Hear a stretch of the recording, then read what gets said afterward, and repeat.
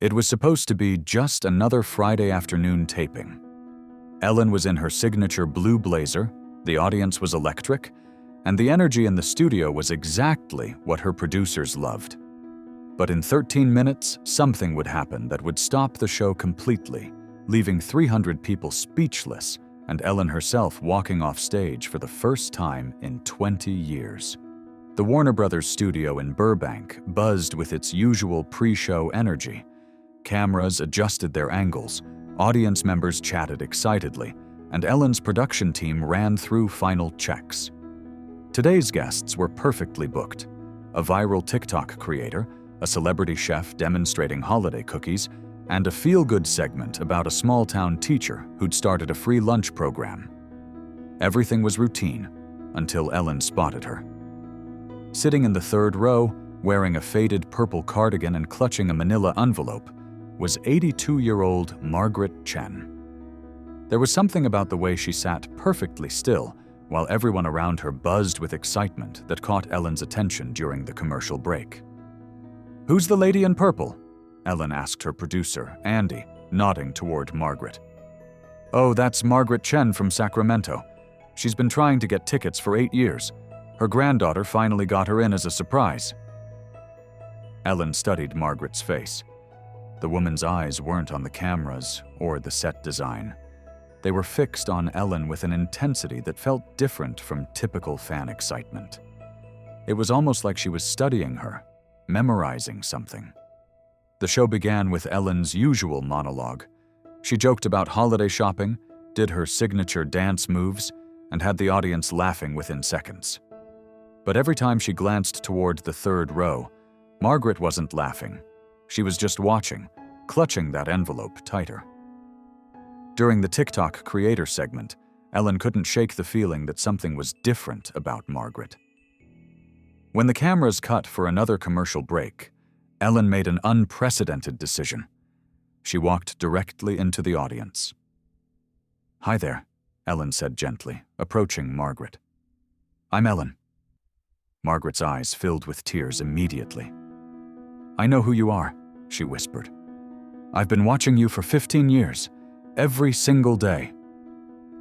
Something in Margaret's tone made Ellen sit down in the empty chair beside her. The crew was setting up for the next segment, but Ellen ignored the activity around them. "Every day?" Ellen asked softly. "Since my husband died," Margaret nodded, her voice barely audible. "You've been my only companion." That's when Ellen noticed Margaret's hands. They were shaking, not from nerves, but from something deeper. And the envelope she held was worn, like it had been carried for months. "What's in there?"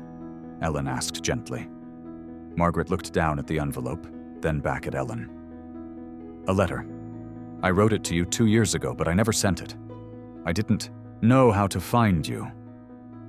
Ellen's producer was gesturing frantically from the side of the stage. They needed to continue the show.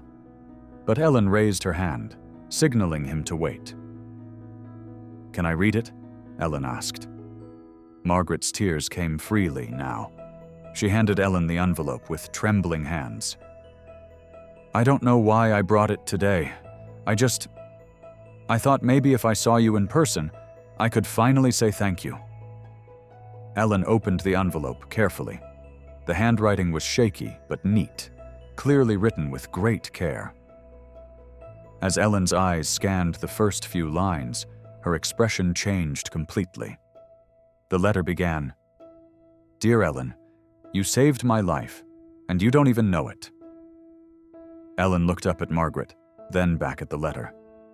She continued reading silently, but the cameras caught every emotion crossing her face. Surprise, understanding, and then something that looked like her heart was breaking. Without warning, Ellen stood up and addressed her entire studio. "Stop everything," she said, her voice carrying across the studio. "Everyone stop what you're doing." The music cut out. Camera operators looked confused. The audience fell silent, sensing something unprecedented was happening. Ellen held up the letter. This beautiful woman has been carrying this letter for 2 years, and I need everyone to hear what she wrote." Margaret shook her head, embarrassed. "Ellen, no, I just wanted to say thank you privately."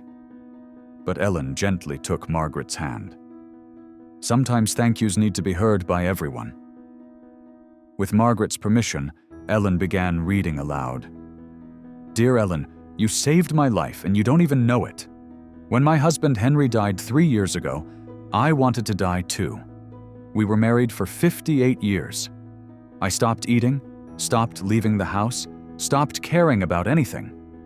But my granddaughter set up your show to record every day, and slowly, your kindness started to heal something in me."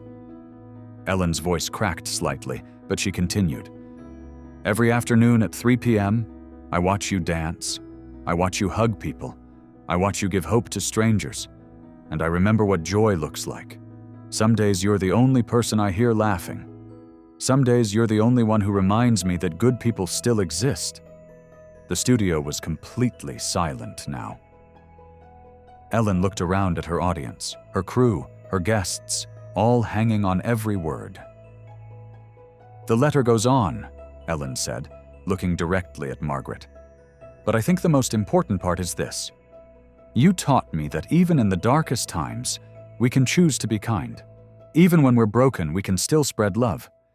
Thank you for showing me how to live again."